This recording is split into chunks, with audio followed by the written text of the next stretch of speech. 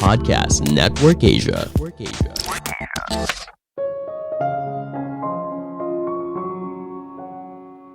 Otak kita tidak merekam semua kejadian seperti video recorder, tapi otak kita merekonstruksi ulang kejadian yang terjadi dalam hidup. Halo semuanya, nama saya Michael. Selamat datang di podcast saya, Sikutu Buku. Kali ini saya akan bahas buku The Invisible Gorilla karya Christopher Cabris dan Daniel Simmons. Sebelum kita mulai, buat kalian yang mau support podcast ini agar terus berkarya, caranya gampang banget. Kalian cukup klik follow. Dukungan kalian membantu banget supaya kita bisa rutin posting dan bersama-sama belajar di podcast ini. Buku ini membahas kalau intuisi ternyata bisa membohongi kita. Mungkin kamu selama ini sangat yakin terhadap memori atau kemampuan diri. Kamu menganggap kalau dirimu bisa menceritakan ulang sebuah kejadian dengan sangat detail. Tapi apakah kejadian yang kamu ceritakan itu benar? Kemungkinan besar cerita tersebut sudah jauh berbeda dari yang pertama kali kamu ceritakan. Otak kita tidak bekerja seperti video recorder yang merekam semua hal yang terjadi di sekeliling kita. Namun, otak kita hanya memilih hal penting yang diperhatikan dan tidak memperdulikan hal lain. Saya merangkumnya menjadi 3 hal penting dari buku ini. Pertama, gorila yang tidak terlihat. Jika kamu melihat adanya pertengkaran di jalan, tentunya kamu langsung sadar kan? Namun ketika otak kita sedang fokus pada satu hal, kita mungkin saja tidak menyadari kalau ada hal yang aneh. Nggak percaya? Ada eksperimen yang menarik. Penulis menciptakan sebuah eksperimen bernama gorila yang tidak terlihat. Jadi para responden diminta menonton sebuah video yang berisi sekelompok orang yang sedang main basket. Tugas para responden adalah menghitung berapa kali bolanya dioper dalam video tersebut. Namun di tengah video, ada hal aneh terjadi. Seorang pria dalam kostum gorila masuk ke lapangan, berdiri di tengah, diam di sana selama 9 detik sambil memukul dadanya. Tentunya para responden menyadari hal aneh ini kan? Hasilnya ternyata tidak. Hampir 50% dari para responden tidak menyadari adanya gorila, karena mereka terlalu fokus menghitung berapa kali bolanya dioper. Mungkin kamu merasa aneh, kok bisa para responden tidak menyadari adanya gorila? Di dunia nyata, hal ini seringkali terjadi. Sebagai gambaran, lebih dari 50% kasus kecelakaan motor di Amerika Serikat terjadi karena tabrakan dengan mobil. Dan 65% kecelakaan ini terjadi karena sebuah mobil belok kiri dan pengemudi tidak melihat ada motor di sebelahnya. Hal ini disebabkan pengemudi sedang fokus melihat apakah ada mobil lainnya atau tidak. Pada dasarnya, mayoritas orang tidak terlalu memperhatikan apapun yang terjadi di sekitarnya. Ketika kita mulai lebih perhatian dan mengharapkan sesuatu yang tidak terduga, maka disitulah kita baru bisa memperhatikan hal yang penting.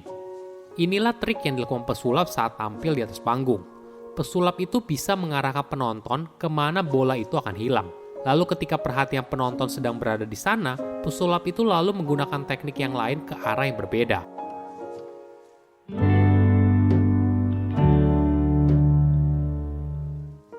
Kedua, ingatan manusia bisa menipu. Apakah kamu merasa kalau ingatan kamu bagus? Kamu bisa mengingat sebuah kejadian dengan detail. Dalam sebuah studi, 47% responden percaya kalau memori tidak berubah dan 69% melaporkan kalau memori itu seperti sebuah video yang merekam kenyataan dengan akurat, tidak berubah sepanjang waktu dan bisa dilihat ulang kapan saja. Kenyataannya, otak kita tidak bekerja seperti itu. Otak kita tidak merekam semua kejadian dengan detail. Tapi yang dilakukan otak adalah merekonstruksi sebuah kejadian. Kita mengambil detail dari berbagai sumber, lalu menciptakan memori berdasarkan hal tersebut. Ada eksperimen yang menarik. Para murid diminta untuk membaca 15 kata yang berhubungan, misalnya mimpi, ngantuk, lelah, dan sebagainya. 10 menit kemudian, mereka diminta untuk mengingat 15 kata tersebut. Menariknya, banyak responden menuliskan kata tidur pada daftar tersebut. Padahal kata itu tidak pernah ada.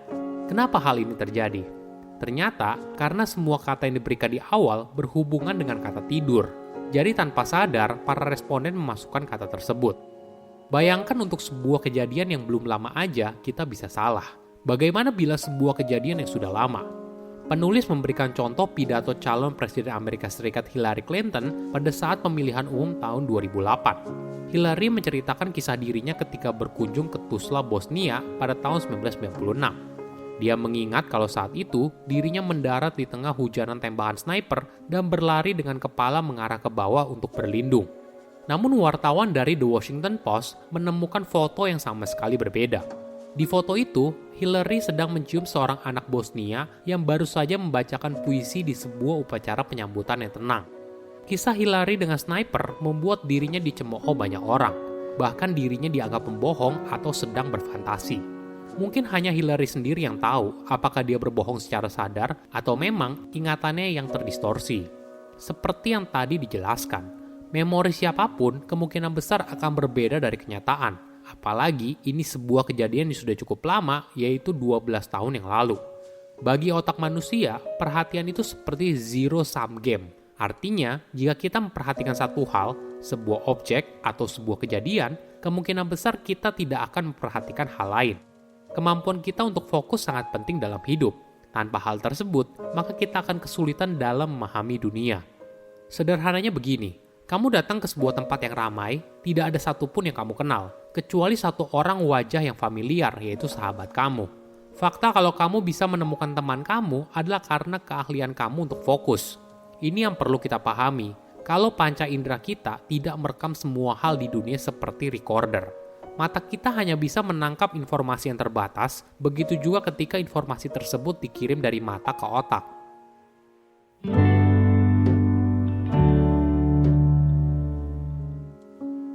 Ketiga, terlalu percaya diri itu berbahaya.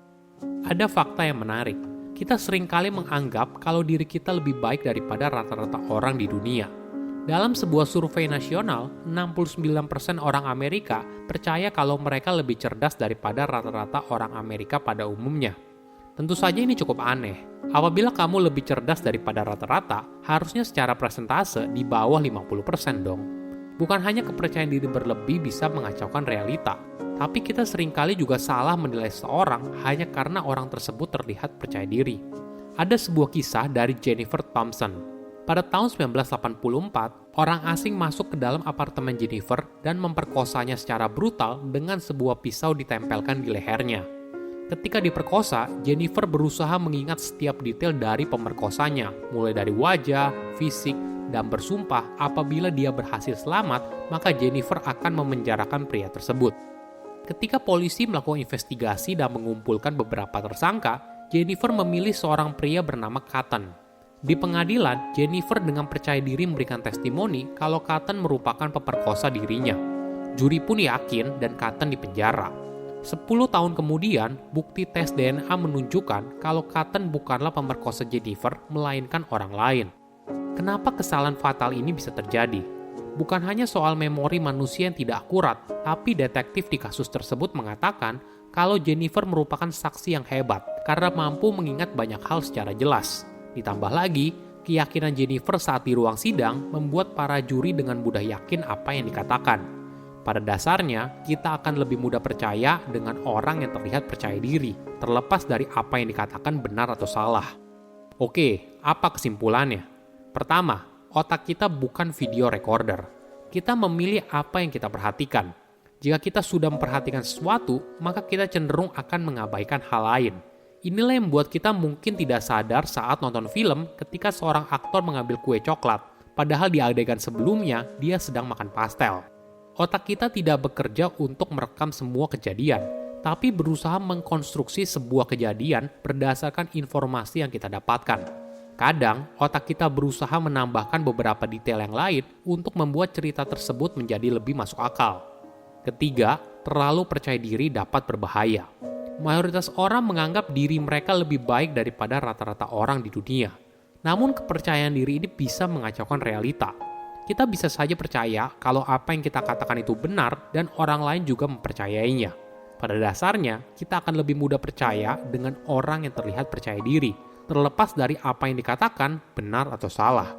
Saya undur diri, jangan lupa follow podcast Sikutu Buku. Bye-bye. Halo, gimana episode barusan? Semoga suka ya. Abis ini mau nggak dengerin cerita seru dari Dewa Dewi Yunani? Nah, pas nih, buat kalian para pecinta mitologi Yunani, langsung aja mampir ke podcast Mitologi Santuy. Di sini kamu bisa dengerin cerita-cerita dari mitologi Yunani yang seru, tapi dibawakan secara santai. Jadi gak bakalan bosen. Ditunggu ya di podcast Mitologi Santuy. Pandangan dan opini yang disampaikan oleh kreator podcast, host, dan tamu tidak mencerminkan kebijakan resmi dan bagian dari podcast Network Asia. Setiap konten yang disampaikan mereka di dalam podcast adalah opini mereka sendiri dan tidak bermaksud untuk merugikan agama, grup etnik, perkumpulan, organisasi, perusahaan, perorangan, atau siapapun dan apapun.